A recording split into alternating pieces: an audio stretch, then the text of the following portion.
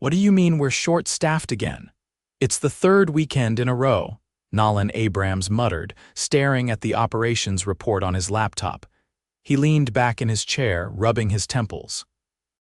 His company had grown from a single sandwich shop to 11 fast-paced locations across 3 states. It took him nearly 16 years to build it. Lately, though, something felt off. Complaints had tripled in the past 6 months: slow service, rude staff, missed orders. But every time he brought it up, his district managers said the same thing. "Just growing pains," or "we're understaffed but handling it." He wasn't buying it anymore. Nolan hadn't personally visited most of the newer locations. He'd been too busy running the corporate side of things, and the last 3 stores were opened during the pandemic, with hiring done by recruiters and training handled locally. He'd never met half the employees face-to-face, not even the managers. He clicked through the location reports. One store stood out: Store 9. It had the highest turnover rate, the most customer complaints, and somehow still maintained solid sales. That didn't add up. He closed the laptop and stood. "Time to find out what's really going on," he said to himself. 3 days later, Nolan stood outside Store 9 wearing a gray janitor's uniform, a fake name tag that read Gene, and thick rimmed glasses that made him look 20 pounds heavier. His usually neat beard was scruffy and his hair was dyed just a bit darker. No one would recognize him. Why would they? Store 9 had opened 2 years ago during the peak of expansion. He hadn't even been to the ribbon cutting. He walked in holding a mop and bucket, feigning awkwardness. The assistant manager, a tall guy named Riley, gave him a once-over. "You're the new temp." "Maintenance?" Nolan nodded. "Yeah, Gene, just here for floors and trash. You'll be invisible here," Riley said. "Just clean the messes and don't get in the way. Kitchen's short 2 people today, so stay out of their space." Nolan noticed the tension in the kitchen. Orders were backed up. A young woman with tired eyes and a name tag that read Nina was at the sandwich station, moving fast but alone. Her shirt was soaked with sweat. A loud voice barked from the back. "Nina, you're holding up the line again." "I'm trying my best, she started. "Try harder," the voice snapped. Nolan pushed his bucket to the corner and started mopping, listening. A customer came in, a woman with a stroller and a crying toddler. She looked lost, scanning the counter. Nina glanced up.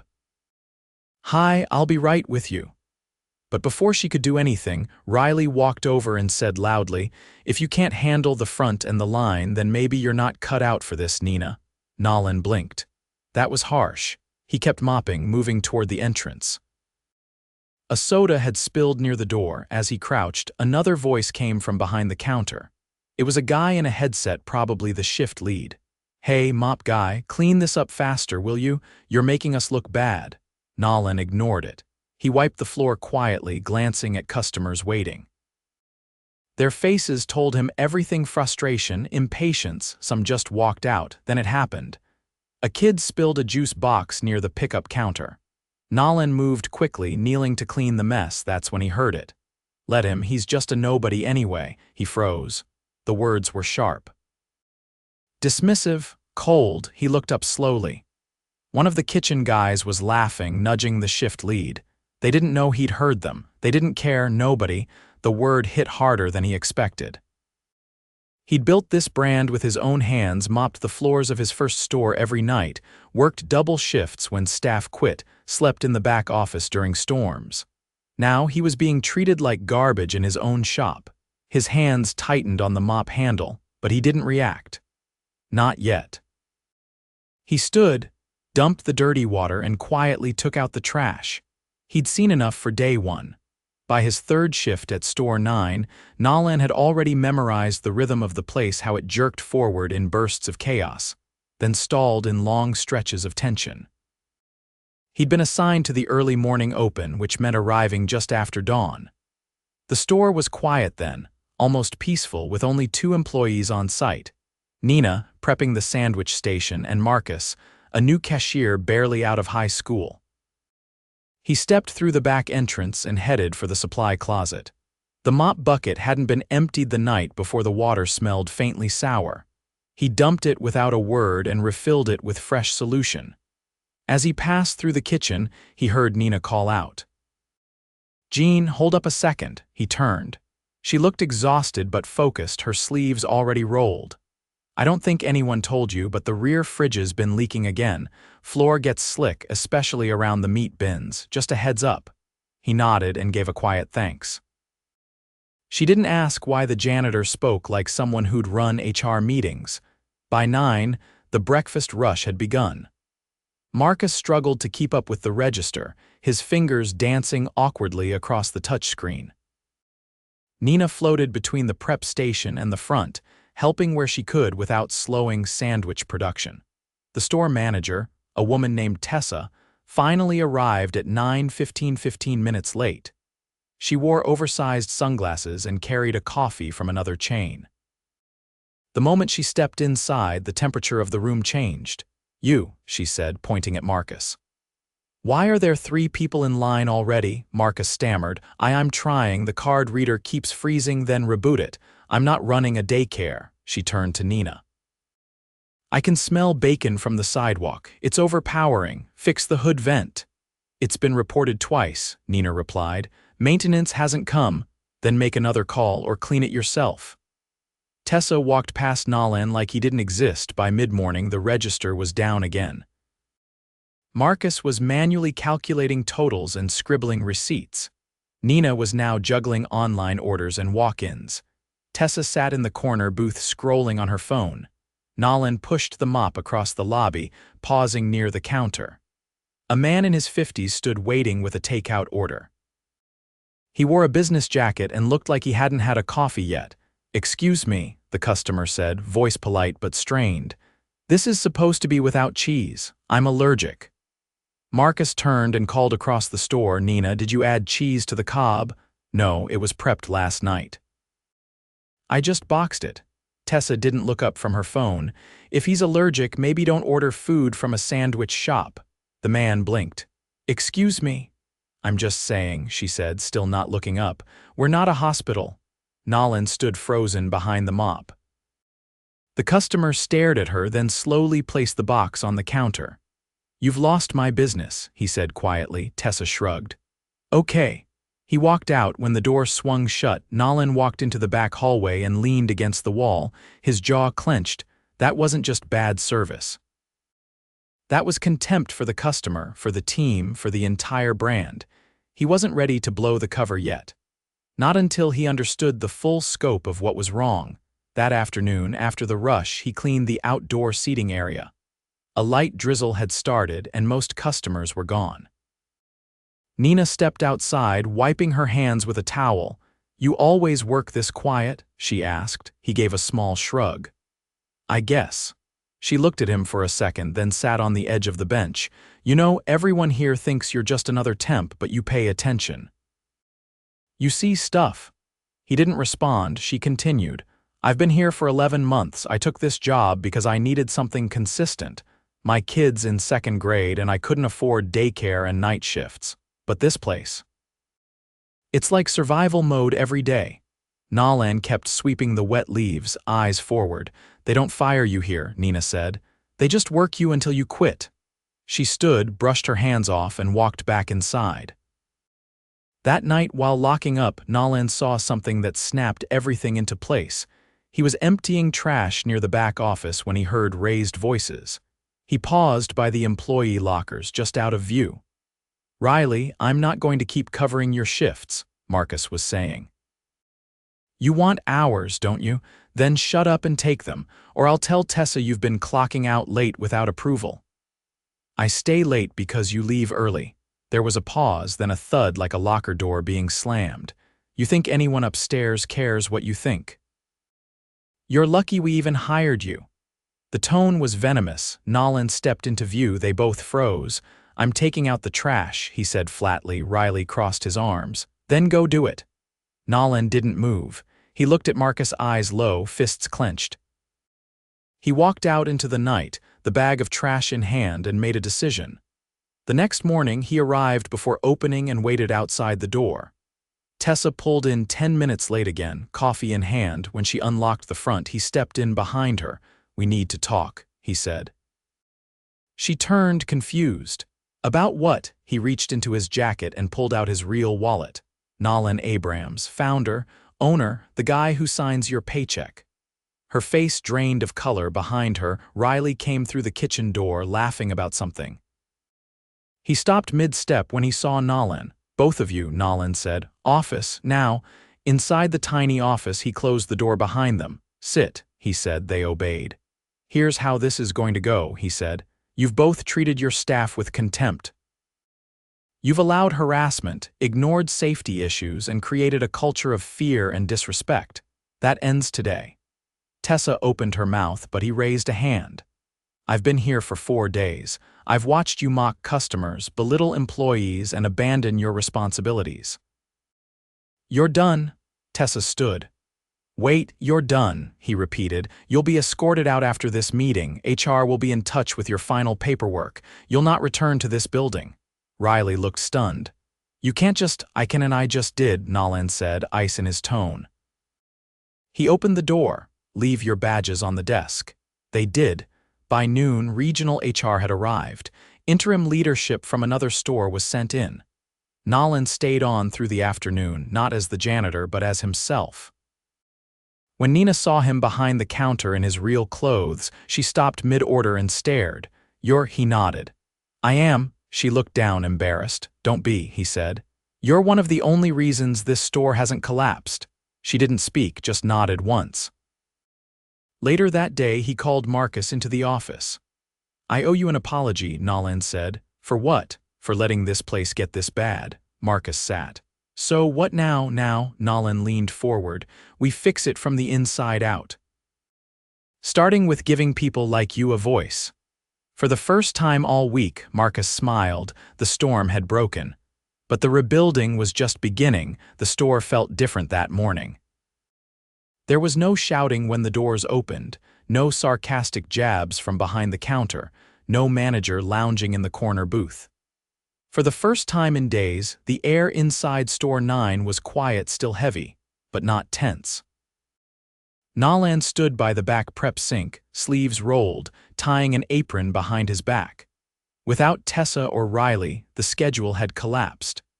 There were only 3 employees on the floor, and none of them had managerial clearance to run payroll, approve deliveries, or access the safe. He hadn't planned to stay in uniform, but there wasn't a choice. The store needed to open, and the team needed someone who could carry weight. Just after 8, Nina came through the back entrance, her shoes squeaking on the tile. She paused when she saw him.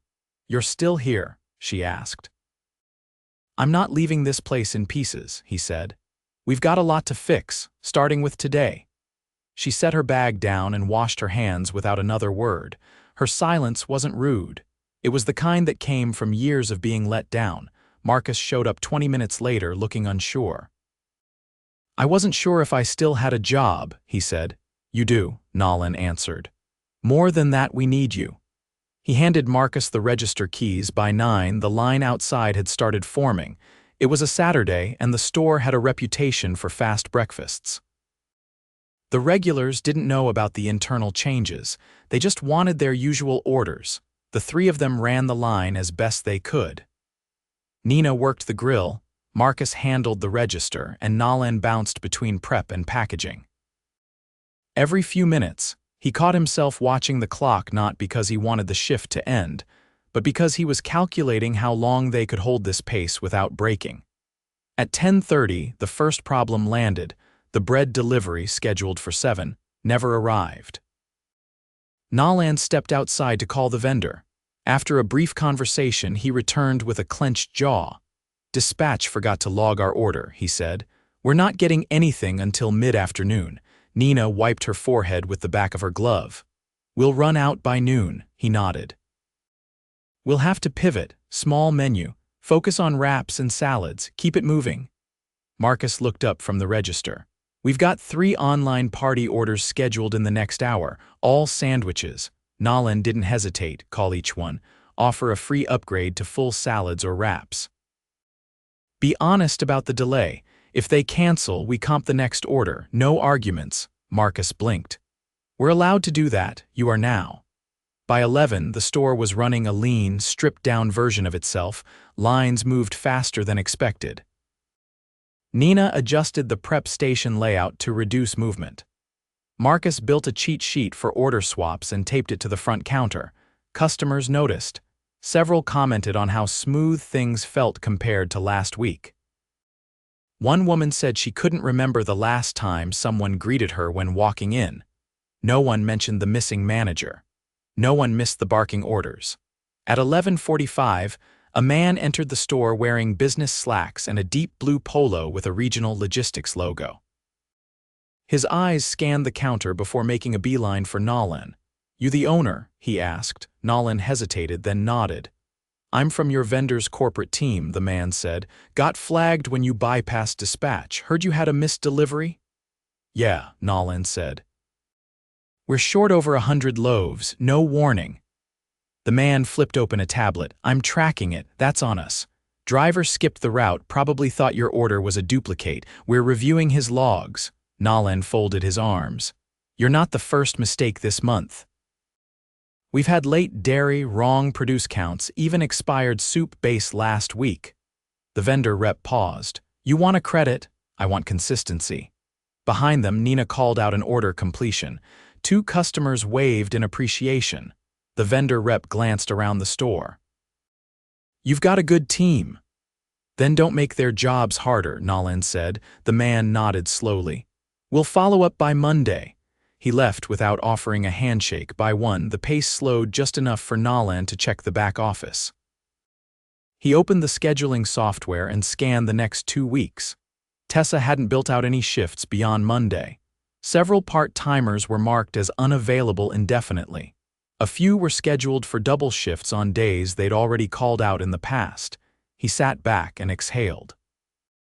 Then he noticed something else: an employee file flagged inactive. Last edited 3 weeks ago. He clicked it. Name: Eduardo Salazar. Role: food prep. Hire date: March 2022.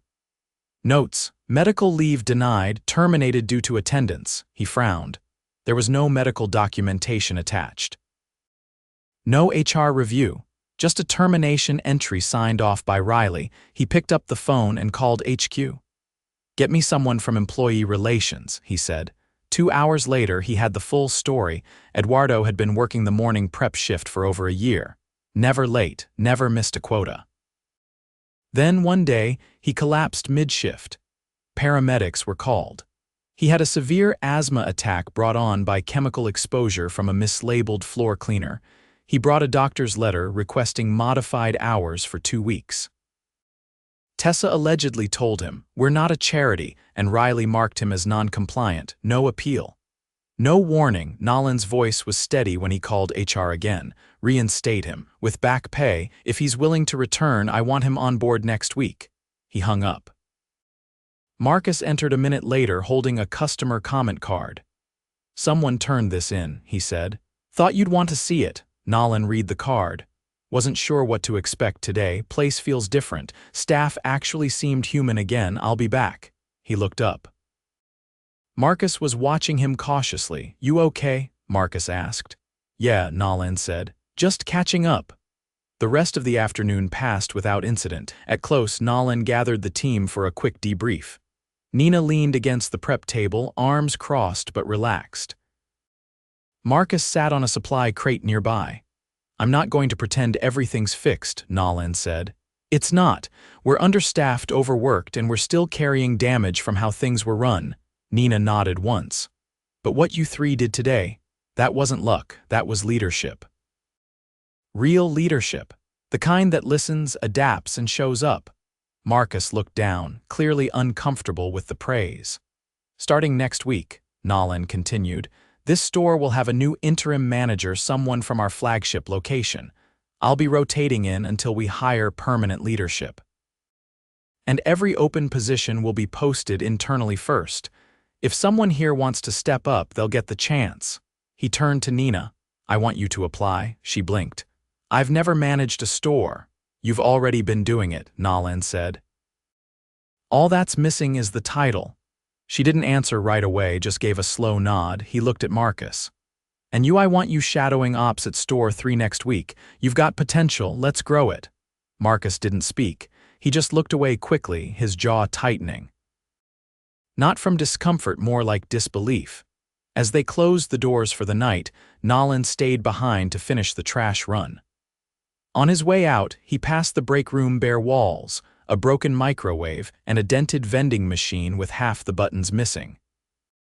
He made a note on his phone: new microwave, stock healthy snacks, add charging station, paint walls. Then he locked up and stepped into the parking lot where the evening breeze cut through the humidity. He didn't feel triumphant, he felt responsible. And that, he realized, was exactly why he needed to stay involved. By Monday morning, the weight of what had happened the previous week was still thick in the air. Nolan arrived early, long before the sun cracked the skyline, and walked the perimeter of Store 9 alone. The lot was quiet. One light flickered above the side entrance, and a few discarded napkins fluttered near the curb. He took his time inspecting the building, checking the seals on the back door, noting the cracked tile near the loading dock, and pausing by the side gate where a pile of broken crates had been left to rot. Every detail mattered now, because every detail had been overlooked before. Inside, the store was silent. The air smelled faintly of lemon cleaner and coffee grounds. He brewed a fresh pot and carried a cup into the office, where a stack of files sat waiting. These weren't corporate reports or financial statements. These were handwritten staff feedback forms collected quietly over the weekend by a regional HR associate Nolan had assigned to shadow the team. He read each one slowly. Some were short, clipped. No one listened to us before. Others were painfully honest. I thought quitting was my only option. I still might. A few offered ideas, real ones, not just complaints. One note, unsigned, struck him harder than the rest. We gave up asking for help because no one ever showed up. At 8 sharp, a silver SUV pulled into the lot. A seasoned store manager named Valerie stepped out, carrying her own clipboard and a quiet, focused expression. She had been tapped to serve as interim manager, brought in from one of the flagship locations Nolan had personally overseen in the early years. She'd been through 2 full expansions and a location turnaround. She didn't need a warm welcome. She needed clear expectations. Nolan met her at the door. We need structure, he said plainly, but not pressure. These folks are holding this place together out of habit, not trust. Valerie nodded once. I don't fix with fear, I fix with systems. By opening time, the store had been reset. The menu boards were cleaned and properly aligned. The schedule for the week had been reposted with corrected hours and new shift rotations. Valerie had already met with every employee slated to work that day individually, in the back office, with the door open and a pen in hand. Nina arrived 5 minutes before her shift, as usual. She didn't ask questions when she saw Valerie. Instead, she looked to Nolan. Is this permanent? No, he said. Not yet. That depends on you. He handed her a printed packet, basic training materials for shift supervisors, with a note clipped to the front. Your experience has already taught you most of this. The rest will teach you. She tucked it under her arm without a word. Marcus came in next, his uniform clean and tucked. He seemed more alert, more sure of himself. When Valerie asked him to take lead on training a new hire arriving later that week, he nodded without hesitation. Just give me a checklist, he said. I'll start setting it up. By midday, customers were noticing the change again. Not because the food was faster or because the music was louder, but because the people behind the counter looked like they belonged there. At 13 past noon, a young woman walked in wearing a branded delivery service jacket and holding a clipboard. She approached the counter with a cautious smile. I'm here for a quick site audit, she said softly. Vendor relations. Nolan stepped forward before Valerie could answer. Walk with me, he said. They circled the kitchen, the storage, the cooler. She made notes, asked questions, and paused when she reached the dry goods rack. These expiration tags are finally being logged correctly, she said. Last visit flagged 3 violations. We've changed who's responsible for that, Nolan replied, and the people doing the work now are the ones who actually care. They returned to the lobby. She looked around once more, then met his eyes. This store was at risk of being pulled from priority routing, she said. If I file what I saw today, that changes. File it, he said. She nodded and left. Nolan didn't watch her go. He turned back toward the kitchen, where Valerie was reviewing prep logs with Nina. At 2:15, a man in a gray hoodie stepped through the front door and stood at the counter. He looked around, uncertain. Nolan recognized him from the employee file photo. "Eduardo?" Nolan asked. The man froze slightly, then nodded. "I got a call from HR," he said. "Said someone wanted to speak to me in person." "I did," Nolan said. "Come with me." They stepped into the back office. Nolan closed the door gently. "What happened to you," he said, "was wrong. It should never have made it past a single day, let alone through termination. I want to make that right." "I didn't come here for money," Eduardo replied. "I came to see if this place really changed." "It has," Nolan said. "And I want you back. Same pay, back pay included. But more than that, I want you to tell me if anything feels off again. You'll have a direct line to me." Eduardo studied him for a long moment, then slowly nodded. "I'll give it a week," he said, "but I'm not staying for promises. I'm staying for people." That afternoon, Nolan held a short team meeting, no clipboard, no agenda. "I know you've all been through a lot," he said. "I'm not here to pretend today fixes everything, but I can promise you this: no one here is invisible anymore, not the ones sweeping floors, not the ones prepping at dawn. Not the ones who speak up." He looked around the room, meeting each pair of eyes. "We're rebuilding this store the way it should have been from the beginning, with the people who actually make it work." No applause followed. No one clapped, but no one looked away either. Later that evening, as the store wound down, Nolan stood by the windows watching the streetlights blink to life. Valerie locked the office and joined him. "You leaving this one in my hands?" she asked. "For a while," he said. "But not completely. You don't usually stick around this long." "I didn't usually have to," he paused. "That's going to change," she nodded. "If you're serious, the others will follow." He turned to her. "That's the goal." He stepped outside and took one last look at the building. It wasn't perfect, it wasn't polished, but it was standing. And this time it would stand for the right reasons. The sign still reads Store 9, but from now on it would stand for something else too: accountability, clarity, and people who refuse to be nobodies.